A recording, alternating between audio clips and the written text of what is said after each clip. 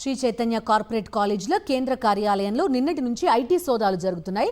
హైదరాబాద్ కేంద్రంగా శ్రీ చైతన్య దేశం నలుమూలల కాలేజీలు నిర్వహిస్తోంది. హైదరాబాద్ సహా అన్ని చోట్ల ఏకకాలంలో భారీ ఎత్తున ఐటీ అధికారులు సోదాలు చేస్తున్నారు. ఫీజుల వసూళ్లు, పన్నుల చెల్లింపుల వ్యవహారాలపై అనుమానంతో సోదాలు నిర్వహిస్తున్నట్టు సమాచారం. వేల కోట్ల వ్యాపార సామ్రాజ్యంగా దేశమంతా విస్తరించిన శ్రీ చైతన్య కాలేజీల కార్పొరేట్ కార్యాలయాల్లో 2 రోజులుగా ఆదాయ పన్ను శాఖ అధికారులు సోదాలు జరుపుతున్నారు.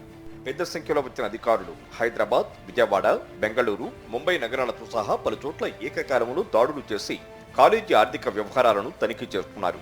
విద్యార్థుల నుంచి అధిక ఫీజులు వసూలు చేస్తూ ట్యాక్స్ ఎగవేస్తున్నట్లు వచ్చిన ఆరోపణల నేపథ్యంలో ఈ సోదాలు జరుగుతున్నాయి. విద్యార్థుల ఫీజుల కోసం ప్రత్యేకంగా సాఫ్ట్వేర్ తయారు చేసి లావాదేవీలు నిర్వహిస్తూ ప్రభుత్వానికి కట్టే ట్యాక్స్ కోసం మరో సాఫ్ట్వేర్ తయారు చేసుకున్నట్లు అధికారులు చెప్తున్నారు.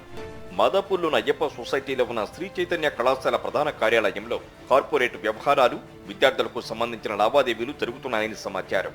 ఇక్కడ సుమారు 20 మంది ఐటీ అధికారులు సోదాలు నిర్వహిస్తున్నారు. గతంలో ఐటీ శాఖకు సమర్పించిన రిటర్న్, రికార్డులు, డాక్యుమెంట్లు, ఐటీ రిటర్నులు, పన్ను చెల్లింపు రసీదులను పరిశీలిస్తున్నారు. పలు డాక్యుమెంట్లు, కంప్యూటర్ల హార్డ్ డిస్కులు, ల్యాప్టాప్లను సీజ్ చేశారు. ఒక్కో బ్రాంచ్లో జరిగిన అడ్మిషన్లు, వసూలు చేసిన ఫీజులు, ఆదాయ వ్యయాలు, ప్రభుత్వానికి చెల్లించిన పన్నుల వివరాలు అడిగి తెలుసుకుంటున్నారు. 2020లోనూ శ్రీ చైతన్య విద్యా సంస్థల్లో ఐటీ సోదాలు జరిగాయి. అప్పుడు 11 కోట్ల రూపాయలు స్వాధీనం చేసుకున్నారు ఐటీ అధికారులు. నగదు రూపంలో అధిక ఫీజులు వసూలు చేసి ప్రభుత్వానికి మాత్రం చాలా తక్కువగా చూపించారని ప్రాథమిక విచారణలో గుర్తించినట్టు సమాచారం. అధికంగా ఫీజులు వసూలు చేస్తూ తప్పుడు లెక్కలు చూపించి పన్ను ఎగవేతకు పాల్పడినట్లు తెలుస్తోంది. ఐటీ అధికారులు ఈ వివరాలను అధికారికంగా వెల్లడించాల్సి ఉంది.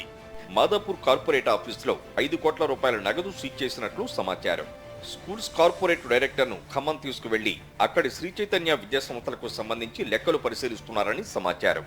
విద్యార్థుల నుంచి ఫీజులు, పరీక్ష ఫీజులు, అడ్మిషన్ ఫీజుల రూపంలో 100 కోట్ల రూపాయలు వసూలు చేస్తున్నారని, లావాదేవీలు ఎక్కువగా నగదు రూపంలోనే జరుగుతున్నాయని, దీని ద్వారా పన్ను ఎగవేసే అవకాశం ఎక్కువగా ఉంటుందని ఐటీ అధికారులు అనుమానిస్తున్నారు.